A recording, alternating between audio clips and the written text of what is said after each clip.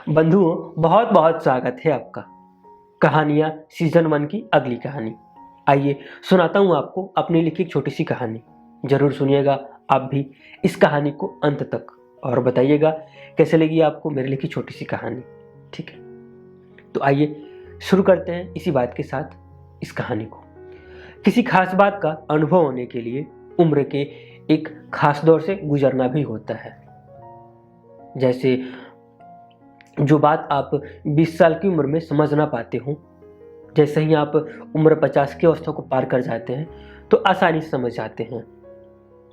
जैसे कभी होता है ना, कई बच्चे ये कहते हैं मेरे पिताजी तो मुझे समझ नहीं पाते हैं।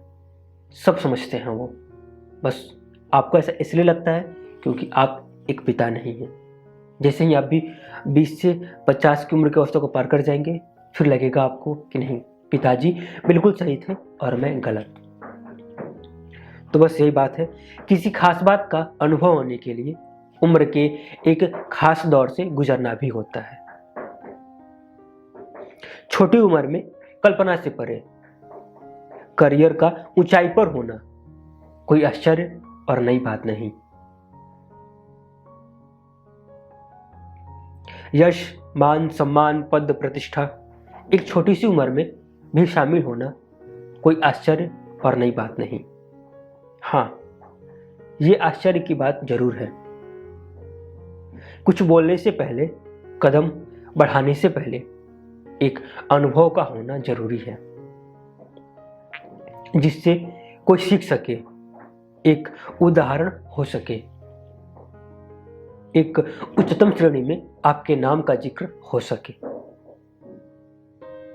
और ये छोटी सी उम्र में शायद ही संभव हो सकता है ना। महज 25 साल की उम्र में अंजन ने करियर का वो मुकाम हासिल किया था जिसकी कोई कल्पना भी नहीं कर सकता। खुद अंजन ने भी नहीं। नाम, रुतबा, पैसा सब कुछ था उसके पास। इन सब अच्छी आदतों और बातों के साथ साथ उससे एक बुरा लत भी था, शराब पीने का।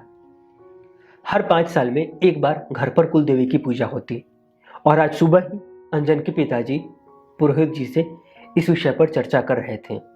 उन्होंने पूछा भी था, पुरोहित जी, इस बार की पूजा अगर अंजन के हाथों संपन्न हो तो कैसा रहेगा? पुरोहित जी ने कहा, यजमान, यह भी कोई पूछने वाली बात है, अति उत्तम होगा। पूजा करने का एक खास नियम होता है। पुरोहित जी ने अंजन की तरफ देखकर कहा, ब्रह्मचर्य व्रत का पालन, शुद्ध भोजन, मांस, शराब से दूर रहना होगा। और वैसे इससे तो हमेशा ही दूर रहना चाहिए, पर पूजा के बाद कम से कम महीना भर तो इससे दूर रहना ही होगा। अंजन के पिताजी हाथ जोड़ते हुए, जी पुरोहित जी, आप बिल्कुल निश्चिंत रहिए।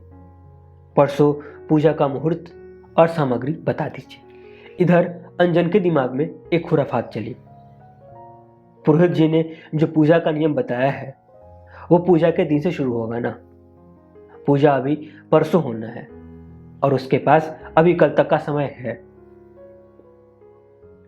पूजा से एक दिन पहले तक अंजन पूरा शराब में डूबा रहा। हालत ये कि अंजन का खुद के बल खड़ा होना बहुत मुश्किल था। और जिद के आगे किसकी चली है?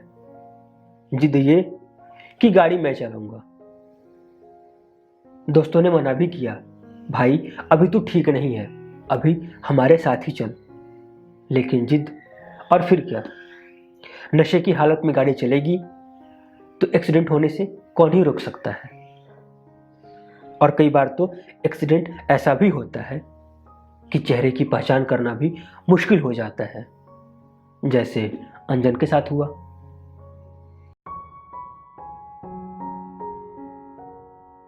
कहानी हुई पूरी। समझना आसान था और पहले जो पैराग्राफ सुनाया था उसको अब सुनिएगा ध्यान से तो समझ आ जाएगा। ठीक है, तो बस कार्यक्रम देखने के लिए, पसंद करने के लिए आप सभी का बहुत बहुत धन्यवाद और धन्यवाद।